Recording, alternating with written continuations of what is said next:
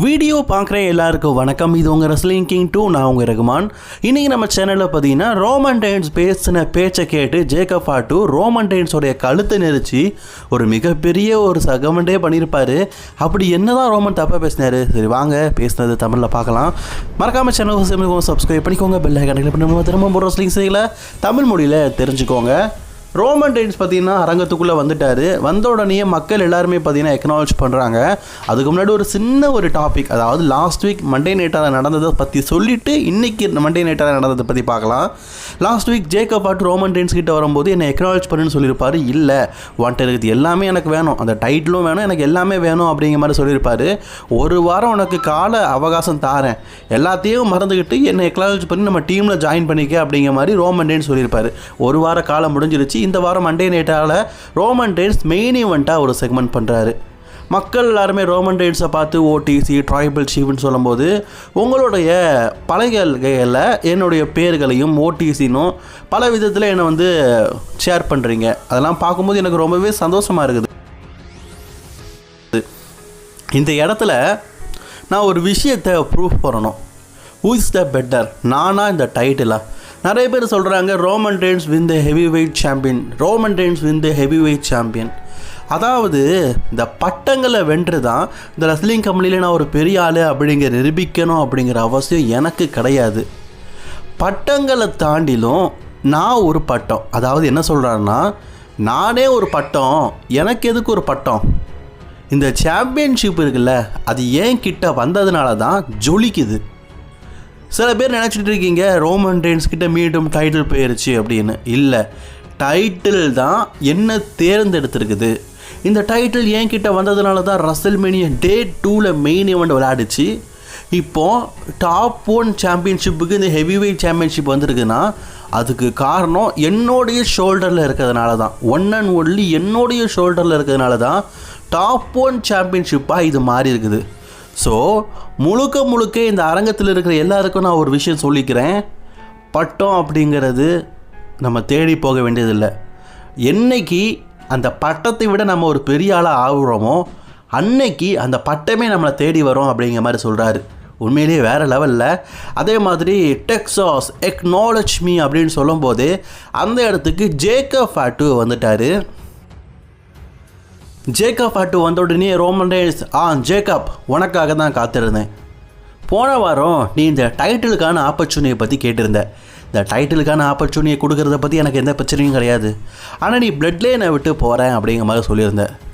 ஒன்று புரிஞ்சுக்கோ, எப்போவுமே நாங்கள் உன்னை வெளிப்படையாக பார்த்தது கிடையாது. ஜேக்கப், நீயும் என் குடும்பத்தில் ஒருத்தன், என் ஃபேமிலியில் ஒருத்தன், எப்போவுமே எங்கள் கூட ஒருத்தன். அதனால் இந்த இடத்துல நீ என்னை எக்னாலஜ் பண்ணிக்கிட்டு என் கூட சேர்ந்துரு. நீ the business. Jimmy and J சொன்னாங்க நீ ஸ்மாக் டவுனில் எவ்வளோ ஒரு பெரிய பவர்ஃபுல்லாக இருந்த, அவங்க கண் நெகிற நீ 4 பேரை சமாளித்த அப்படின்னு. எஸ், அஃப்கோர்ஸ் நீ ஒரு மான்ஸ்டர் அப்படின்னு கூட சொன்னாங்க. எல்லாத்தையும் நான் ஏற்றுக்கிறேன், நீ ஒரு திறமையான ஆள் தான். ஸோ எக்னாலஜ் பண்ணிக்கிட்டு என் கூட சேர்ந்துக்க அப்படின்னு சொல்லும்போது ஜேக்கப் ஹார்ட் அதை மறுக்கிறாரு. என்ன ரோமன், நீ இந்த ரெஸ்லிங் கம்பெனியோடைய பெரிய மகத்தான ஒரு சாம்பியன், இந்த ரெஸ்லிங் கம்பெனியோடைய ஒரு மகத்தான நபர் அப்படிங்கிறதுனால நீ சொல்கிறது எல்லாத்தையுமே நான் கேட்டுக்கிட்டு இருப்பேன் நினைக்கிறியா? ஹே ரோமன், ஃபஸ்ட்டு நீ யாரா? நான் யார்? ஜிம்மி யார்? ஜே யார்? நீங்கள் எல்லாருமே பிளட் லைனில். நீங்கள் அந்த 3 வருஷமாக இந்த ரெஸ்லிங் ஜெனரேஷனில் ஒரு பெரிய டாப் 1 ரெஸ்லிங் கெரியரில் இருந்தீங்கன்னு நினைப்பு. இப்போ நான் இந்த இடத்துக்கு வந்த உடனே உங்களுக்கெல்லாம் பயம். ரோமன், நீ சொன்னீங்க எங்கள் கூட எப்போவுமே நான் உனக்கு துணையாக இருக்கிறேன்னு. நிஜமாகவே நீ எனக்கு துணையாக இருந்தியா? இந்த குடும்பம் எனக்கு துணையாக இருந்ததா? அதாவது ரோமனு, 4 வருஷத்துக்கு முன்னாடி இந்த ரெஸ்லிங் கம்பெனிக்கு எப்படி வருது நான் துடிச்சிக்கிட்டு இருந்தேன். நீ இந்த ரெஸ்லிங் கம்பெனிக்கு வரும்போது உனக்கு 28 வயசில் நீ பெரிய டாப் 1 ரெஸ்லர் ஆகிட்ட.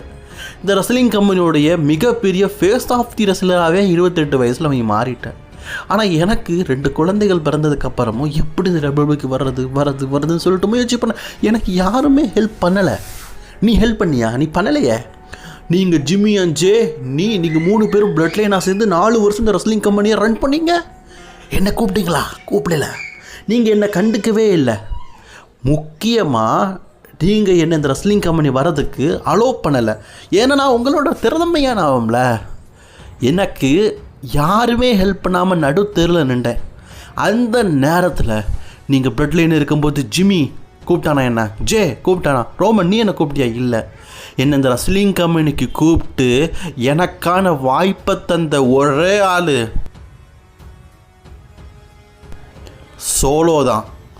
சோலோ தான் என்னை இந்த ரெஸ்லிங் கம்பெனிக்கு கூட்டிகிட்டு வந்தான். 1000 குறைகள் நான் சோலோஸுக்காக சொல்லுவேன். சோலோனால் எனக்கு நிறைய நஷ்டங்கள் ஏற்பட்டுருக்குது. சோலோனால் எனக்கு பர்சனல் லைஃப்பில் நிறைய வெஞ்சன்ஸ் ஏற்பட்டுருக்கு. என் டைட்டில் எடுத்துருக்கிறான், என் ஃபேமிலியை விட்டு பிரித்தான், எல்லாத்தையுமே நான் ஏற்றுக்கிறேன். பட் ஆனால் ரோமன் ஒன்றை விட சோலோ ரொம்பவே நல்லவன்.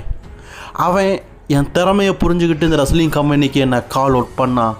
என்னை இந்த WWEயில் இன்ட்ரடியூஸ் பண்ணான், என்னை கான்ட்ராக்ட் சைன் பண்ண வச்சான். நான் இன்றைக்கி இவ்வளோ பெரிய ஆளாக WWEயில் மாறிக்கிறேன்னா அதுக்கு காரணம் சோலோ தான் என்னை இந்த ரெஸ்லிங் கம்பெனியில் இவ்வளோ பெரிய ஆளாக்கியிருக்கிறான். நீ ஆக்குனியா? நீ இந்த ரெஸ்லிங் கம்பெனியில் நான் வரக்கூடாதுன்னு நினச்சேன். ஏன்னா உன்னை விட திறமையான ஆள் நான் இந்த இடத்துக்கு வரக்கூடாது அப்படின்னு நினச்சேன். இதை கேட்ட உடனே ரோமன் ரெய்ன்ஸ் கொஞ்சம் கன்ஃபியூஸ் ஆகிட்டார். என்னப்பா நீ என்ன பேசிகிட்டு இருக்கிற ஜேக்கப்பு? டேடியா சின்ன தம்பிடா, நீ இந்த ரெஸ்லிங் கம்பெனியில் வரணும்னு சொல்லிட்டு கேட்டிருந்தா நான் கண்டிப்பாக அக்செப்ட் பண்ணிக்குவேன். நீ சொன்ன மாதிரி சோலோ உன்னை இந்த ரெஸ்லிங் கம்பெனிக்கு கூட்டிகிட்டு வந்தானா? சோலோ எதுக்காக உன்னை கூட்டிகிட்டு வந்தான் தெரியுமா? அவன் என்கிட்ட இருக்கிற அந்த OTC அப்படிங்கிற பதவியையும் ஊலாஃபாலா மாலைக்கும் அவன் ஆசைப்பட்டான். அதை எப்படியாவது தான் பக்கம் கொண்டு வரணும் அப்படிங்கிறதுக்காக ஒன்றை ஒரு ட்ராப்பாக யூஸ் பண்ணிக்கிட்டான். ஜேக்கப் அவன்கிட்ட நான் போகும்போது அந்த ஊலாஃபாலா மாலையை திருப்பி அவன் கையிலே கொண்டு போகிறதுக்கு ஒரு ஆயுதமாக நீ இருந்த. முழுக்க ஜேக்கப்பு நீ சோலோக்கு ஒரு அடிமையாக இருந்த. ஐ லவ் யூ சோலோன்னு சொல்லிட்டு கையெழுத்து கும்பிட்டுட்டு கிடந்த. உன் நிலைமை எப்படி இருந்தது தெரியுமா? சோலோ கிட்ட ஒரு நாய் மாதிரி இருந்த. சோலோ உன்னை மதிக்கலை, சோலோ உன்னை காலில் போட்டு நசுக்குனா, எல்லாத்தையுமே தாங்கிட்டு இருந்த. நீ இந்த ரெஸ்லிங் கம்பெனியில் ஒரு வேளை சோலோ சிக்காவ மூலியமாக தான் வந்திருக்கேன்னு சொன்னனா அது உண்மையிலேயே கேவலமான விஷயம்.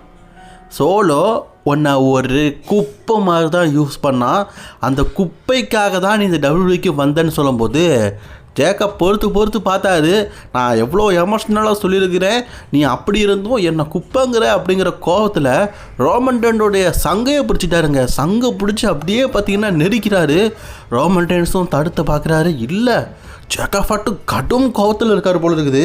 அப்படியே சங்கு, அதாவது கழுத்து இருக்குல்ல, கழுத்தை அப்படியே பிடிச்சி பார்த்தீங்கன்னா நசுக்கிறாரு. ஒரு கட்டத்தில் ரோமன் ரெய்ன்ஸ் அப்படியே மயங்கி விழுந்துட்டார். பாத்தியா, இதான் என்னுடைய பவர், அதாவது ரோமன் என் முன்னாடி யாருமே நிகர் கிடையாது, நீயும் நிகர் கிடையாது அப்படிங்கிறத ஜேக்கப் நிரூபிச்சுட்டு இந்த இடத்த விட்டு கீழே இறங்கி போகிறாரு. போகும்போது ரோமன் ரெய்ன்ஸ் பேசுகிறாரு, ஜேக்கப் நீ என்னை எதிர்த்து மோதிட்ட, முடியலை, கண்டிப்பாக நான் இந்த இடத்துல உன்ட்ட ஒரு விஷயம் சொல்லிக்கிறேன் ஜேக்கப், நான் உன்னை பேக்லாஷில் சேலஞ்ச் பண்ணுறேன். இந்த டைட்டிலுக்காக நீயும் நானும் மோத போகிறோம். ஆனால் இந்த முடிவு தப்பான முடிவு அப்படிங்கிறத நீ கூடிய சீக்கிரம் புரிஞ்சுக்குவே அப்படிங்கிற மாதிரி ரோமன் சொல்கிறாரு. படம் நான் ஜேக்கப் சொல்கிறாரு, பரவாயில்ல, எவ்வளோ பெரிய தப்பான முடிவுனாலும் அடுத்த வாரம் நான் இதை பார்த்துக்கிறேன், உன்னுடைய பங்க் ஹேக்ஸுகளை நான் பார்த்துக்கிறேன் அப்படின்னு சொல்லிட்டு போயிட்டாரு. ஸோ அடுத்த வாரம் ஜேக்கப் இதை விட பயங்கரமான சம்பவம் பண்ண போகிறாரு. அது என்னது அப்படிங்கிறத வெயிட் பண்ணி பார்க்கலாம்.